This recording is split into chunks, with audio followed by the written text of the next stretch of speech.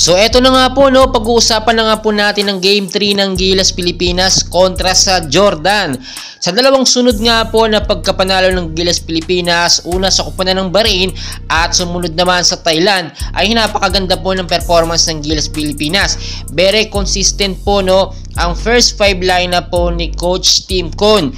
Pero ito pong sinasabi natin, no, yung Game 3 hindi na po ito kagaya ng Game 1 at Game 2. So masusubukan po talaga dito ang tunay na galing ng head coach po ng Gilas Pilipinas na si Coach Tim Con. So kinakailangan po number 1 magkaroon po ng malaking adjustment ang Gilas Pilipinas. Dahil kung matatandaan po ninyo, no, nung naglaban po, nagharap yung koponan po ng Jordan at yung Thailand ay 34 points ang naitambak ng Jordan. Dito nga po sa Thailand. Sa naging laban naman natin ng Gilas Pilipinas kahapon kontra sa Thailand, 87 to 72, 15 points po ang naitambak natin. So halos kalahati lang yon ng naitambak nga po ng Jordan. So my point is dapat baguhin po yung sistema or yung techniques po, yung first 5 ng Gilas Pilipinas, dahil basang-basa na nga po ito ng koponan ng Jordan, no?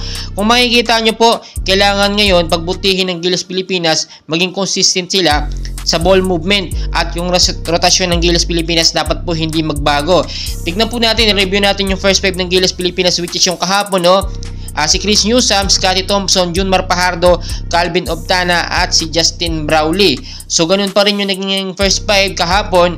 At itong sinasabi natin, hindi na po ito pwede sa magiging laban kontra sa Jordan. Bakit kamo? Kung titignan po ninyo, no, dito talaga masusubukan ng Gilas Pilipinas dahil halos same lineup lang po sa FIBA World Cup ang Jordan. Nawala lang po sa lineup nila yung kaka-retired lang po, no, na si Zain Abbas, pero may pumalit naman na mas malakas din na naturalist player na si John Bohannon. So makikita nyo, hindi na uubra dito yung sinasabi natin na triangle offense dito nga po sa first 5 ng Gilas Pilipinas.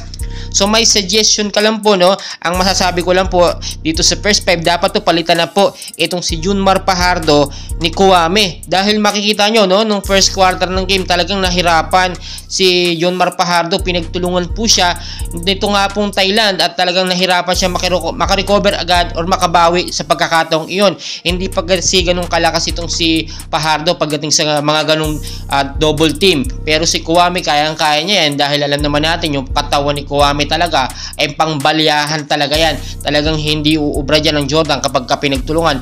All the double team nila, no? So yun po ang aking number 1 suggestion, palitan na po si Junmar Fajardo dito nga po sa first 5 ng Gilas Pilipinas. So ano nga ba yung mga dapat iwasan ng Gilas Pilipinas para mapanatili nila yung kanilang magandang sistema at chemistry sa loob? So iwasan po yung mga turnovers na madalas naman nagkakaroon kahit sa ang laban, pero naiiwasan naman po yun. Yung mga ganong klaseng error po hindi po dapat maulit ng maulit dahil doon tayo matatalo, laging mapupunta sa kalaban ng bola. Sayang po ang mga puntos na sana hindi makukuha ng kalaban. So pangalawa, no, iwasan po yung pagmamadali kasi maraming nakapansin, no, sa game 2 ng Gilas Pilipinas, medyo naging dehado tayo doon, muntik tayong matalo, lalo na nung first quarter. Akala natin talaga masusunod-sunod na yon. 2 points po ang naging lamang ng kalaban sa atin and supposedly, no, dapat tayo ang lalamang doon, hindi ang koponan ng Thailand. At itong sinasabi natin, may mga dapat ding i-improve ang Gilas Pilipinas. Number 1 dyan, shooting.